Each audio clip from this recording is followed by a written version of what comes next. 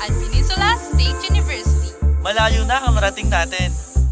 Noong 1998 at State College pa tayo, nagsumikap ang BPSU maghatid ng world-class excellence gamit ang mga programs na ino-offer nito.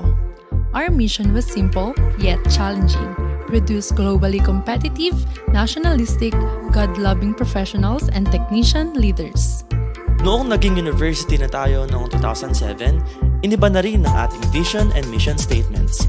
And-emphasize dito ang pagiging responsive ng BPSU sa mga pangailangan ng ating bansa at ng Asia-Pacific region. Noong 2016 naman, ni-revise ang Vision Mission Statement sa pangunguna ng ating dating University President na si Dr. Gregorio Rodis. Nagtakda dito ng timeline para sa ating kontribusyon sa Global Agenda 2030.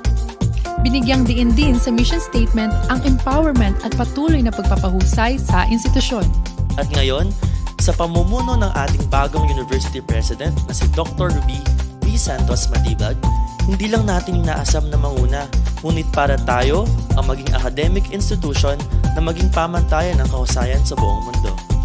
Gagawin natin ito sa pamamagitan ng pagtiyak na ang ating graduates at ang komunidad ay mga innovators at ang mga empleyado ay maging mga susi sa pagbabago. At syempre, gagawa ng mga polisiya at mekanismo na talaga namang tugon sa ating mga pangangailangan.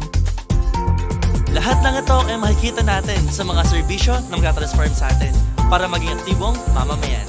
Mayroon tayong bagong pag-asa, mas matindi at mas malalim para tayo ay sama-samang umangat. Kailangan tayo ng BPSU, kaya tayo na at magkaisa para sa mas mahusay na universidad. Para sa Bataan, para sa ating bansa, at para sa buong mundo.